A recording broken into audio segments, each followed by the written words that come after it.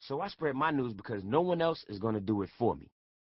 I let you know that I survived 9 bullets not to sell records, but because it's the truth. But it's been turned into a gimmick. Every time I sit down for an interview, I'm asked, well, 50, how did it feel to get shot 9 times? Honestly, it didn't feel good. Now it's just a memory, but when it happened, it hurt. Bad. If you're given the choice, check the box that says no. It may not seem that bad because it's been packaged into a phrase that you come across in every story about me. The bullet-riddled rapper who was shot 9 times. But it doesn't hold the weight, the pain, or the hope of my experience. It just can't. I haven't shown my scars on television to sell records. I haven't let journalists fill the hole in my gum because it sells records.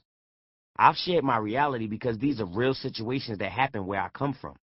And there are thousands of people who will never get the opportunity to go on TV and tell you what happens in the places where gunshots settle arguments. When you look at how my body healed itself, I want you to see the bodies of those who never healed. The ones who didn't make it to the emergency room on time. The ones who never bounced back. That's what I'm the poster child for. And I'd like to be nothing else. I may die tomorrow, but that only makes me work harder today. In many ways, I've already won. I've already exceeded the expectations that people had of me. I overcame the obstacles that were in front of me. And for a moment, I got to feel what it feels like for the world to focus on me, for being a winner. No one can take that away from me, just like they can't take away what came before. Now there are people who would actually like to be me. But if they had to go through the situations I was in before I became a rap star, I don't think they still want to be me. People already have a perception of me. When I meet them, they think this guy's crazy. But you have to look at it and realize this is how they think in the hood. This is my mindset, and these are the things that go on. This is why I say the rhymes that I say. This is what happened when I was trying to get rich before I died in Southside Queens. I can remember when there was no such thing as crack. Sure, there was ways to get high. Everybody used the old standby. Pot, grass, weed, herb, chiba, chronic, trees, endo, doja. Whatever they called it then, whatever they call it now, and whatever they'll call it in the future, it was marijuana.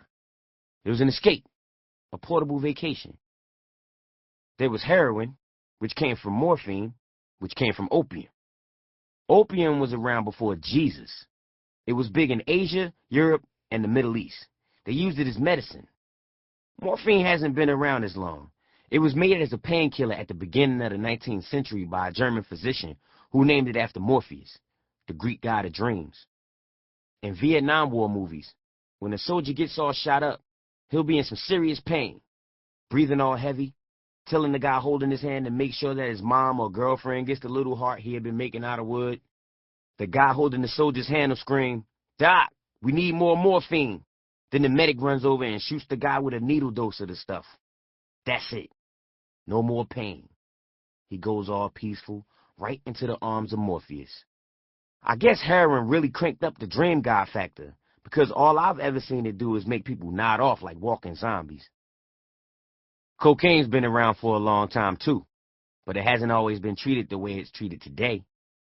In 1863, Italians used cocaine to make a wine that even the Pope loved so much that he raved about its ability to spark the divinity of the soul. 20 years later, Sigmund Freud, the father of modern psychology, called coke magical and couldn't get enough of the stuff. He snorted it, injected it, painted it on his skin.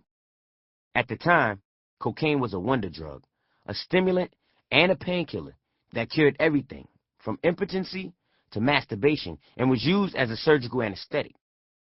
Some guy started making a wine in Atlanta, but then Prohibition came around, so he took out the alcohol and renamed it Coca-Cola.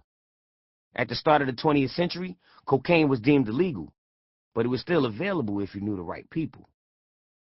All of these things and more were in place when my grandparents, Curtis and Beulah Jackson, moved to South Jamaica, Queens, from Eckerson, South Carolina.